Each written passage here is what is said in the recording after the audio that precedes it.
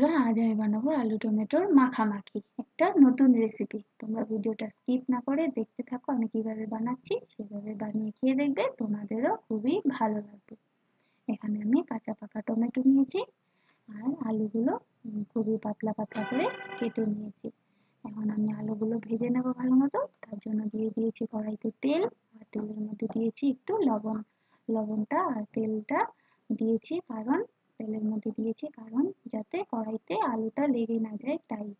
আর দিয়ে একটু ভালো মতো তেলটা আর কড়াইটা ভালো মতো গরম করে নিয়ে আলুটা দিলে পরে আলুটা আর লাগবে না কড়াইতে।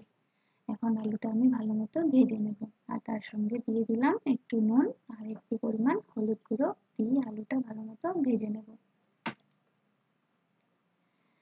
আলুটা কমসে কম 80% অবধি ভেজে নিতে হবে, কারণ আবার টমেটোতে দিলে আলুটা শক্ত থেকে যাবে, তাই খেতেও ভালো লাগবে না। তাই আমি ভালো মতোই ভেজে নেব। আমি আলুটা ভালো মতো ভেজে নিয়েছি, তোমরা এইভাবে করে ভেজে নেবে, খুবই দারুণ লাগবে। এখানে কড়াইতে দিয়ে দিলাম তেল। তেলের মধ্যে এখন দিয়ে দেবো ফোড়নের জন্য কালো জিরে আর শুকনো লঙ্কা। এই তরকারিটাতে মানে কালো জিরে আর শুকনো লঙ্কা ফোড়নটাই কিন্তু খুবই দারুণ লাগবে।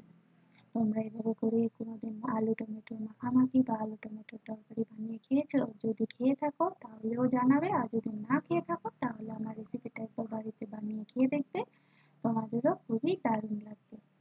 এখন আমি এখানে টমেটো ফোড়নটা যখন হয়ে গেছে তখন কাঁচা পাকা টমেটোগুলো দিয়ে দিলাম, দিয়ে একটা কাঁচা লঙ্কা চেরাও দিয়েছি। তোমরা যদি ঝাল বেশি খাও তাহলে ঝালের পরিমাণটা তোমরা তোমাদের অনুযায়ী দিয়ে নেবে। এখন দিয়ে দিলাম একটু নুন। নুনটা দিয়ে একটু ভালো মতো টমেটোটা ভেজে নেব। ভেজে নিয়ে এখন দিয়ে দেবো আলুগুলো। আলুগুলো দিয়েছি, দিয়ে একটু ভালো মতো ভেজে নেব।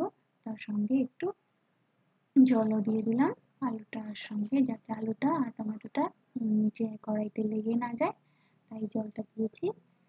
এখন আমি দিয়ে দিলাম একটু হলুদ গুঁড়ো, একদমই সামান্য পরিমাণ লঙ্কার গুঁড়ো। আমি আবার বলছি, তোমরা যদি ঝাল বেশি খাও তাহলে তোমরা তোমাদের পরিমাণ অনুযায়ী ঝালটা দিয়ে দেবে। দিয়ে আমি একটু দিয়ে দিলাম একটু জিরার গুঁড়ো। জিরার গুঁড়ো দিয়ে একটু ভালো মতো মশলাটা কষিয়ে নেব। এই তরকারিটাতে একদমই মশলা কম লাগছে, একদমই হেলদি খাবার। তোমরা বানিয়ে খেতে পারো, খুবই দারুণ লাগবে। আর এই তরকারিটা রুটি বলো, পরোটা বলো, পুরি বলো, সবকিছুর সঙ্গেই কিন্তু খুবই অসাধারণ লাগে। এখানে আমি পরিমাণ মতো দিই। এখানে জলটা দিয়ে একটু সময় তরকারিটা ফুটতে দেবো। তারপর আমি দিয়ে দেবো এখানে একটু পরিমাণে একটু বেশি করে ধনেপাতা কুচি। ধনেপাতা কুচিটা কিন্তু স্বাদটা অনেকটা বাড়িয়ে দেবে। আর এখন দিয়ে দিলাম একটু চিনি। চিনিটা দিলে টক আর ঝালটা ব্যালেন্সটা ঠিক করে দেবে, তাই আমি দিয়েছি চিনি। দিয়ে 2 মিনিট রান্না করে নিয়ে নামিয়ে নিলেই হয়ে গেল আলু টমেটোর মাখামাখি। তোমরা এভাবে বানিয়ে খেয়ে দেখবে আর আমাকে কমেন্ট করে জানাবে তোমাদের কেমন লাগলো। আর আমার ভিডিও ভালো লাগলে লাইক শেয়ার করে আমার